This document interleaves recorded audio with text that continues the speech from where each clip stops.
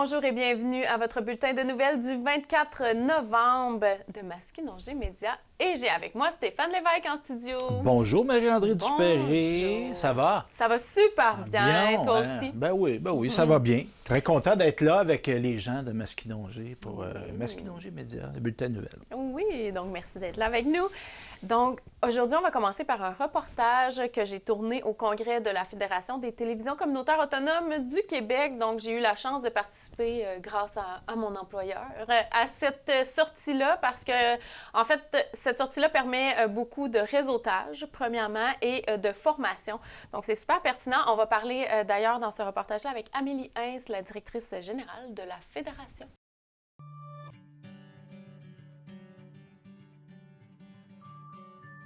« 25 octobre 2025, je me trouve à Shawinigan pour le congrès des télévisions communautaires autonomes du Québec. Je m'entretiens avec Amélie Hintz de la Fédération. Rappelons-le, quelle est la mission de la Fédération?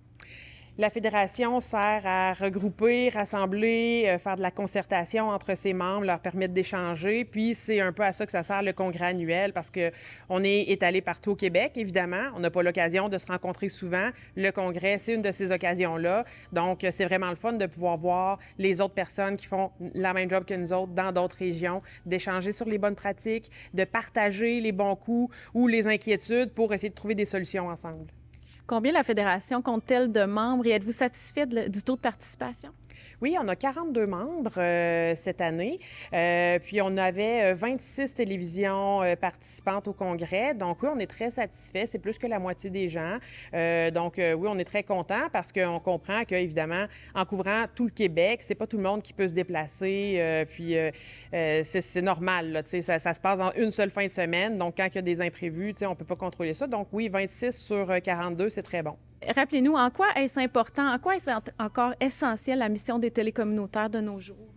Bien, c'est essentiel parce que dans plusieurs régions, la télévision communautaire ou les médias communautaires en général, c'est les derniers médias sur les territoires. C'est eux qui couvrent les nouvelles locales. Il n'y en a pas d'autres qui font ça. On est implanté dans nos milieux, on connaît nos milieux, on sait ce que les gens veulent voir, entendre. On permet aux gens de se voir et de s'entendre à la télévision.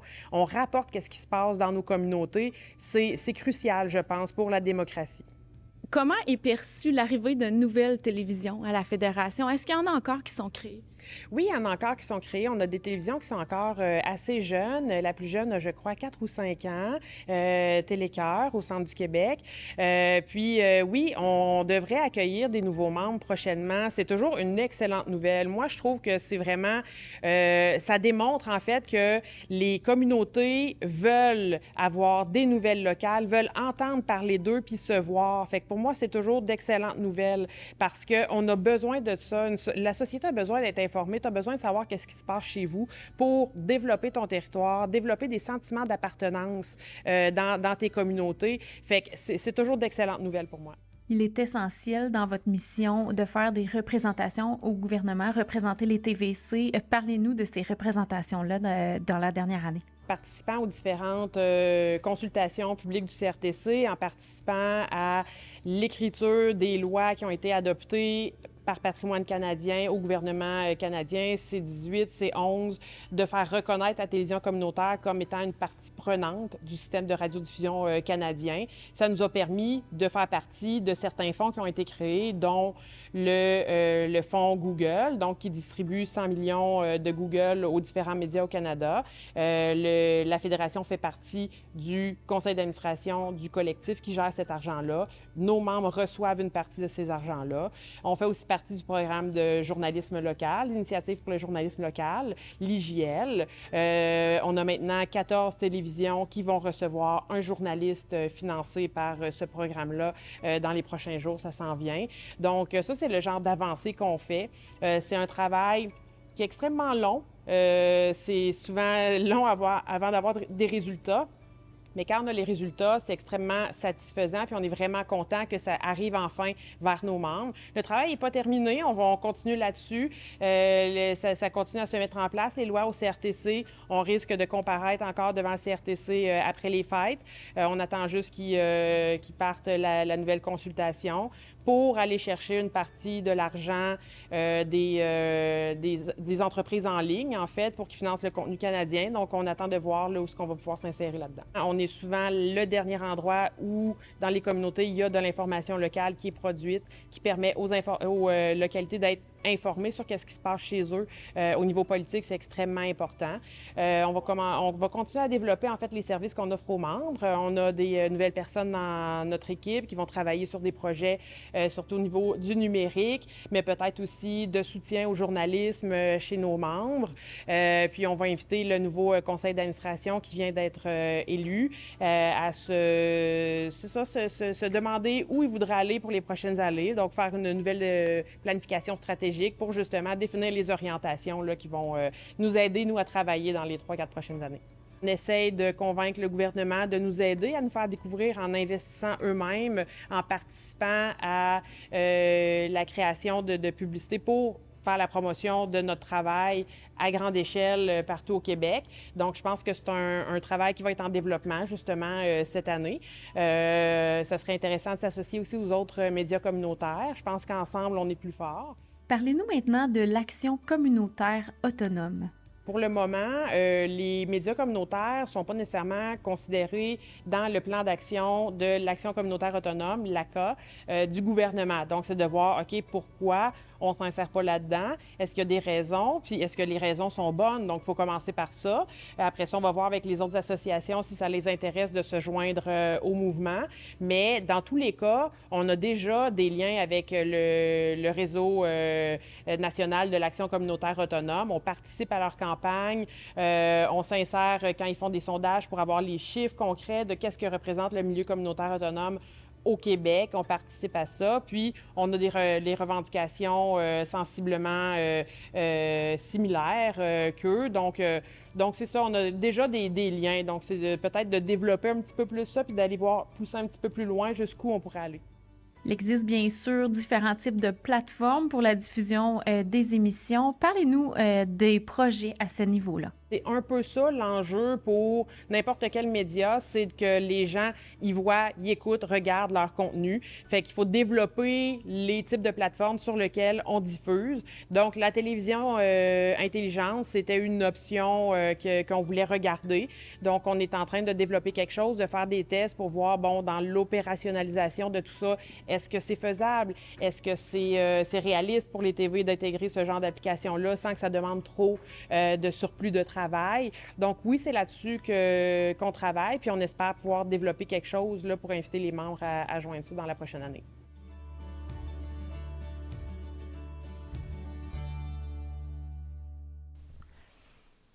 Alors voilà le reportage. Donc, un congrès qui avait lieu à Shawinigan cette année. Exactement, à l'Hôtel Énergie. Ben oui. Et Masquinongé Média qui existe depuis septembre. J'avais une discussion justement Oui. avec Amélie récemment.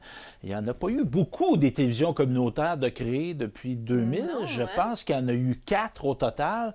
OK. Et malheureusement, il y en a 3 qui ont disparu. Oh! Donc, c'est vous dire l'importance d'alimenter, de soutenir ça. Donc, avec vous, avec les partenaires du milieu, on va essayer de faire en sorte que... on va faire en sorte que Oui. Masquinongé Média dure et perdure dans le temps. Exactement. Et merci à nos spectateurs. C'est grâce à vous aussi et grâce à votre participation. Donc, n'hésitez pas à nous contacter. On poursuit avec Mission Travail de rue au truc avec un passionné du métier dans Masquinongé. Voici mon reportage.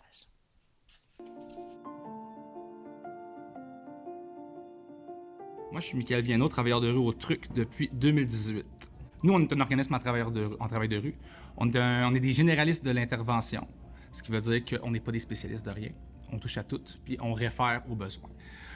Notre but, c'est d'aider les gens dans la région, puis d'être présents à des endroits et des heures où les autres organismes ou services ne sont pas disponibles. Donc, on travaille principalement dans les rues, les parcs, le skatepark, les endroits où les gens vont se tenir. On va favoriser le rapport humain Fait que dans le fond, on va pas aller à la rencontre des gens. Les gens viennent à notre rencontre, mais on est toujours pas loin.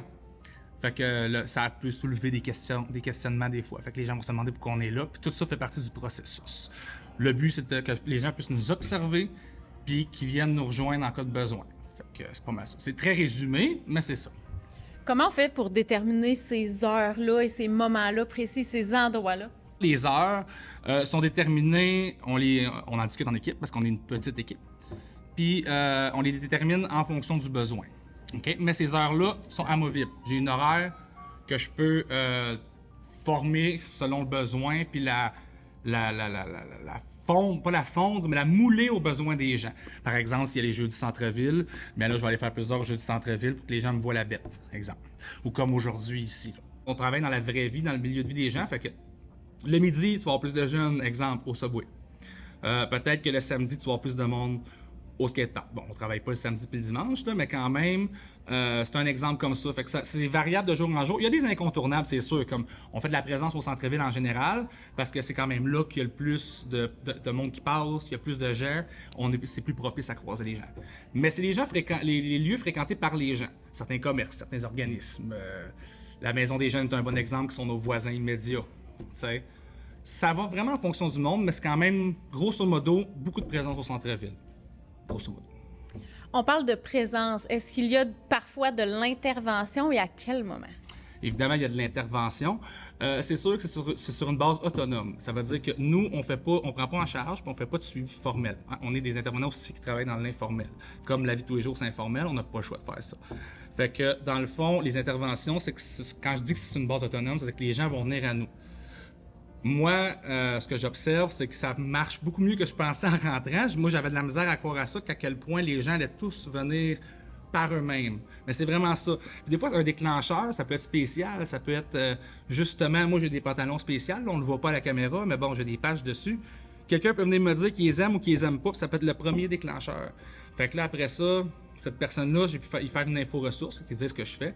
Elle le sait. Fait que ça peut être elle ou un de ses proches, etc. Puis ça, c'est à part de la pub comme on fait là, en ce moment, ou la représentation qu'on essaie de faire le plus possible.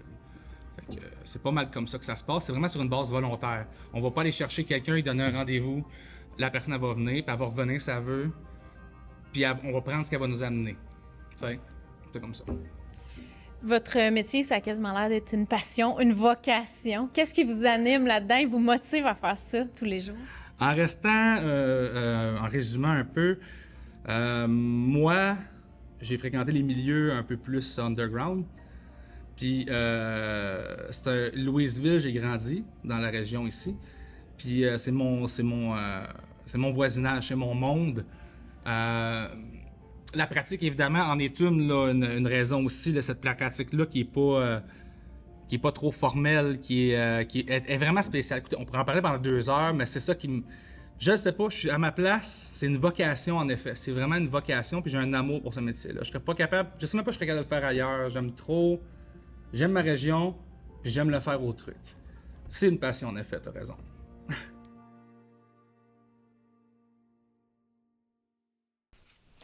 Alors Stéphane, on voit que le travail de rue de nos jours est encore primordial. Oui, de plus en plus d'ailleurs, parce qu'à discuter avec des gens du milieu communautaire comme on le fait, hein, on voit une augmentation de situations, de gens qui vivent des situations difficiles.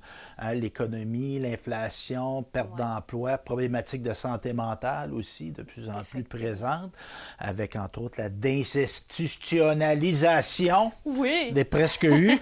Faut pas en rire, évidemment. Donc, c'est ça. Fait que c'est ça, d'avoir des organismes comme celui-là qui sont présents dans le milieu, c'est vraiment primordial. Effectivement. Et d'ailleurs, à ce sujet, la CDC de la MRC de Masquinongé nous avait permis de participer justement à une journée de réseautage. Ça, dans le fond, c'était une journée d'ouverture là, de saison, en fait. Oui, là, je sais plus comment ils l'appelaient. Oui, c'était comme la rentrée. Ça marquait la rentrée des organismes. La rentrée. Donc, on avait eu le beau privilège d'avoir pu présenter Masquinongé médias, tous les intervenants-là, ce qui fait en sorte que là, on se déplace, hein, on est plus connu et reconnu, parce qu'évidemment, la télévision communautaire, c'est là pour, entre autres, le monde communautaire. Et quoi de mieux que pouvoir participer à des activités de la CDC comme ça. Certainement. C'était une salle pleine. J'étais quand même impressionnée du taux de participation. Puis on en parle d'ailleurs avec la directrice de la CDC de la MRC de Masquinongé dans le reportage qui suit.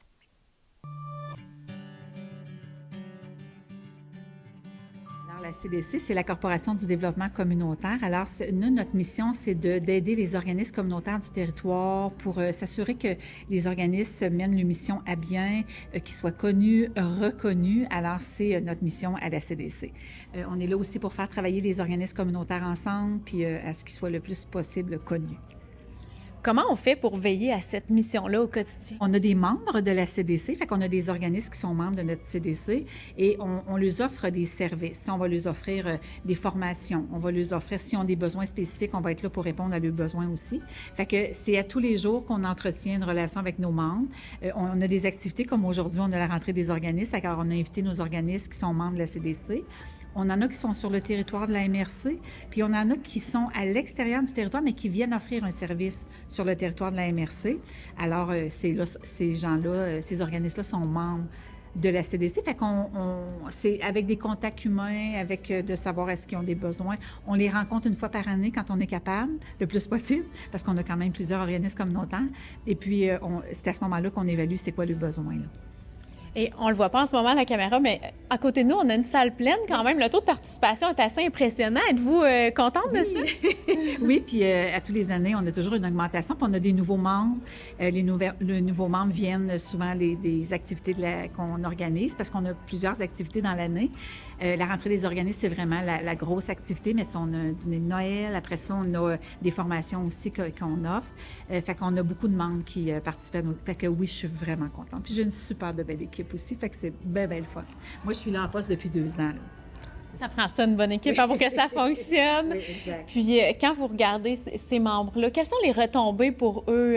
Puis, qu'est-ce qu'on leur dirait à ceux qui hésitent de devenir membres? Qu'est-ce que ça peut leur rapporter d'être avec vous? Je pense que d'être membre de la CDC, ce que ça apporte, c'est de pouvoir échanger avec les autres organismes communautaires. Puis je pense que plus on va travailler ensemble, plus les impacts vont être bons sur le territoire. Tu sais, fait que s'il y a 2 organismes communautaires qui peuvent aider quelqu'un, ben tu sais, c'est important parce que tu sais, c'est quand même très large. Puis les organismes communautaires couvrent beaucoup de missions, mais le fait de travailler ensemble, ça permet d'être connu, ça permet d'être reconnu, puis ça permet de travailler ensemble, fait créer des liens, excuse-moi, pas des loin, des liens. Fait que ça brise l'isolement aussi, mais tu sais, les organismes communautaires, plus ils travaillent ensemble, plus c'est positif.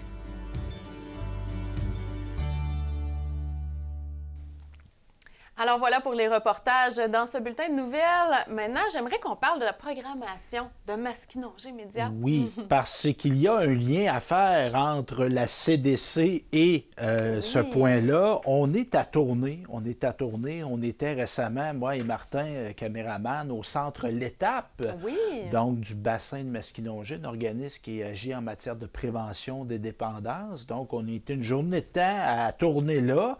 On est rendu à notre 2e ou 3e journée de tournage aussi avec le Carrefour Jeunesse Emploi Masquinongé. Encore là, ça fait des petits, hein, notre réseautage au sein des organismes communautaires. Et j'invite tous les gens qui travaillent dans le milieu communautaire justement à nous contacter. Vous pouvez me contacter directement, 418-654-8486. Donc, si vous souhaitez présenter votre mission, présenter vos intervenants, même si vous avez des formations, qu'on pourrait en faire une version télévisée de ça. Puis c'est vraiment dans notre mission, ça. Hein? On est une télévision communautaire, entre autres pour le monde communautaire. Et ces tournages-là, pas parce qu'ils ne coûtent rien, mais ils ne coûtent rien aux organismes.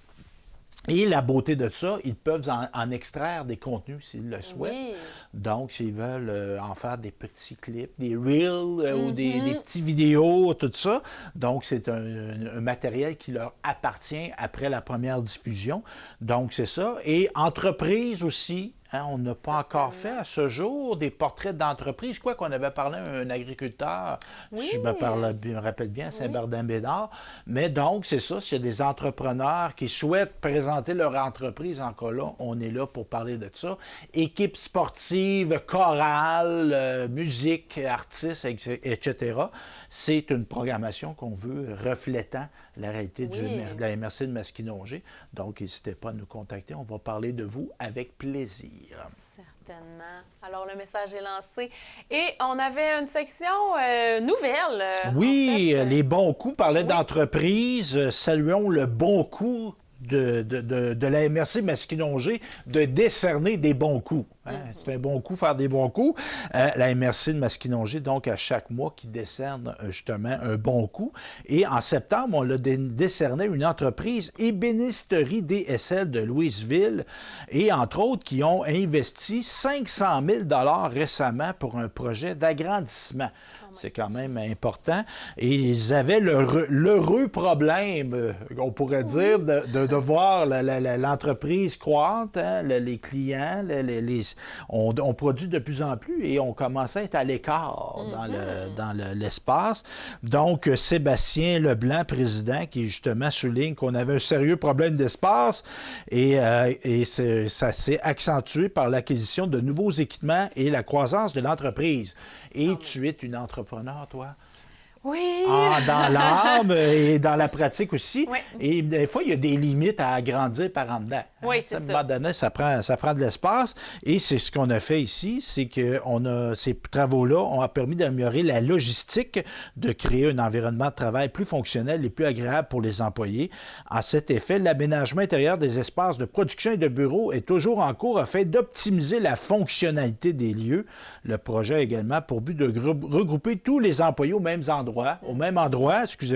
d'aménager une nouvelle salle de monte au goût du jour et cesser la location d'une roulotte de chantier utilisée comme bureau depuis mars 2024. Quand même! Parce qu'il y a des limites à faire du camping. Oui. Hein? Bien que ça peut être agréable.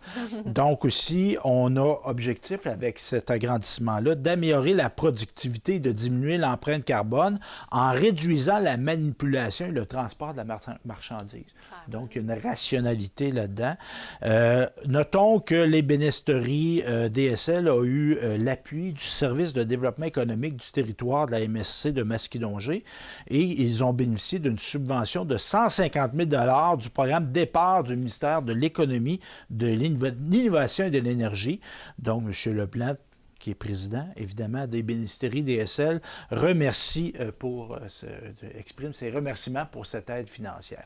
Donc, un bon coup, ébénisterie DSL de Louisville. Bien, félicitations! Puis oui, merci à la MRC de prendre ces temps. initiatives-là pour souligner les bons coups, comme on dit. Ça sert à ça. C'est génial. Puis moi, je salue ça. Puis pour l'entreprise aussi, au niveau de sa notoriété ou sa visibilité, de dire on a eu un bon coup. C'est ça. Et on l'affiche littéralement, les bons coups, dans la MRC. Il y a un mur qui est consacré aux bons coups. Donc, j'ai eu l'occasion de voir ça lors d'une visite récente. C'est génial. Puis parlant de camping, ça me fait penser que nous, on peut aller en faire du camping dans les organismes. On s'installe une journée, on tourne, donc l'invitation est lancée. Oui, j'emploie ça. Hein, je dis ça des fois. On va aller tourner chez vous, on va aller faire du camping. Mais là, je dis, inquiétez-vous pas, on ne couche pas là. C'est que quand on s'installe, on passe cette journée-là. Dans le fond, pour rentabiliser notre installation. Exactement. Donc voilà, c'est ce qui met fin à ce bulletin de nouvelles du 24 novembre de Masquinongé Média. Merci Stéphane d'avoir été avec nous. Merci à vous à la maison et on se retrouve la semaine prochaine, dans la semaine du 2 décembre.